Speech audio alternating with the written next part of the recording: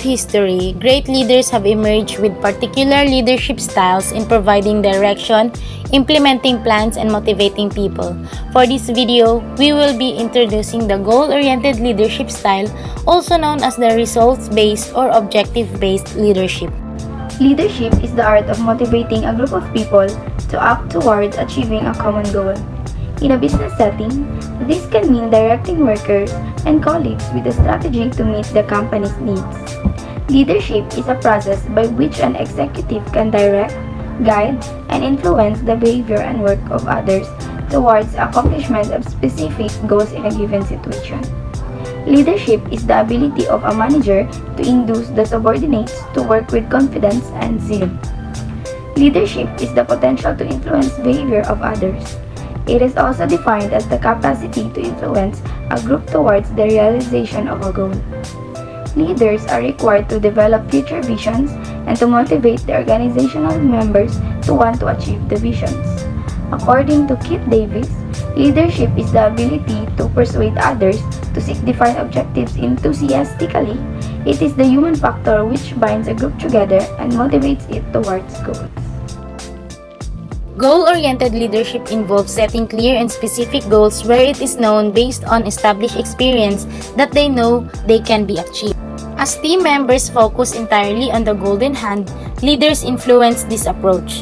The leader only pays attention to methods that make a concrete and quantifiable contribution to achieving corporate goals.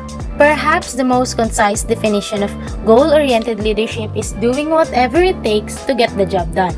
The approach tends to be autocratic and emphasizes completing tasks required to meet organizational goals. A goal-oriented leader places a heavy emphasis on structure, plans, and schedules for getting things done. The goal-oriented leadership style might include step-by-step planning and reward or punishment systems, constantly defining structure and goals, prioritizing achievement of specific outcomes, sticking to rigid schedules, requiring employees to set process-oriented goals and formulate plans to achieve them. Apparently, William Shakespeare advocated this leadership approach centuries ago with his observation, "Better 3 hours too soon than 1 minute too late."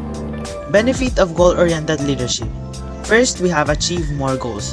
Task-oriented leaders are more likely to do more in less time if they concentrate on finding the most effective way for accomplishing tasks. This enables them to take a responsibility and achieve a more objective. Second, meet deadlines. Task-oriented leaders keep a close eye on their personnel and stick to stringent deadlines. Employees are more effective and productive as a result of this. Simple and efficient processes are developed by task-oriented leaders to make task completion easier and faster. As a result, personnel are always able to achieve their deadlines. Third, develop effective systems.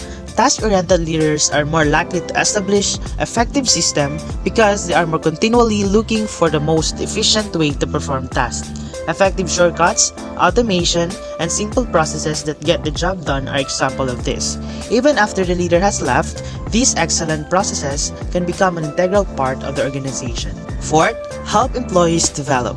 As task-oriented leaders urge their employees to complete more jobs, they encourage them to develop their skills by practicing. Task-oriented executives are also more inclined to spend in training to improve the effectiveness of their personnel. This can assist employees in developing into more capable professionals. Last, improve clients' relationships. Task-oriented leaders place a premium on producing high-quality work in the lowest amount of time. This might leave a great impression on clients who will see the company as trustworthy. As a result, clients may be more keen to do business with that company because they know they will receive high-quality service. Challenges of goal-oriented leadership. First, potential for low employee morale.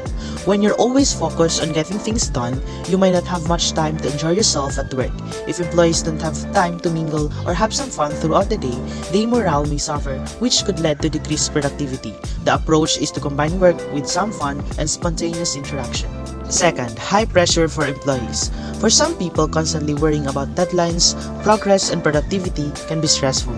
You must be careful as a task-focused leader not to set the bar too high. Allow your employees to relax and refresh by giving them breaks. You might discover that giving them a breaks allow them to create even greater work. Third, lack of team building. Manager must strike a balance between work and team bonding. Task-oriented management can breed unhealthy competitiveness among your team members. Give them the opportunity to get to know one another to level the playing field. Inter-office relationship can be strengthened through team-building activities such as team lunches or game evenings. People tend to collaborate better than they have a deeper understanding of one another's personality. Fourth, more burnout. Task-oriented executives may be too preoccupied with their tasks to observe their employees' well-being. Stress, indifference, and even burnout might result from this. Regularly checking in your staff will show them that you care. Even asking for feedback is a good method to figure out how you can grow as a leader. When your staff is feeling overloaded with work, encourage open communication and compassion. Example of goal-oriented leadership. First, clarify objects. Goal-oriented leaders provide direct instructions. For example, if you are working with a team, you need to specify simple instructions, deadlines, and targets to employees to make it easy for them to achieve the potential you want. Second, framework goals precisely. If you are working on a project, you need to outline the mission first. List the essential jobs and then accurately explain the processes. Design the methods and strategies with them to brainstorm the ideas in a well-mannered course of action. Third, issue exact deadlines. Setting deadlines is essential for the group to have a sense of achievement. Set reminders for your employees and ask them to work actively over the project, which has strict deadlines. 4. Offer guidance. Provide clear advice and directions to avoid mistakes, roadblocks, and hassles. Give opportunities to ask questions. Provide information, resources, research, and other points of clarification.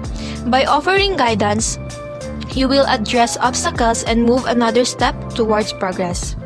Fifth, excellent representatives. They know very well which team is suitable for which goal, therefore, they are great at proper delegations. They drive productively levels higher by identifying the strength of their employees.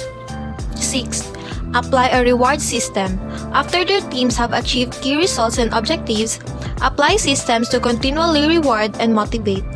For example, set a reward, bonus, time off, or other factors specific to individuals, diverse sets of motivation at the end of the month to increase productivity and make a disciplined work environment. And lastly, attain favorable outcomes. This leadership style achieves the best result by directing team strengths and setting strategies. They understand their responsibilities well and work effectively. These skills and strategies which help you become more focused and result and outcomes. It will help you if you are typically less concerned about catering constantly to emotional requirements rather than the task to be completed.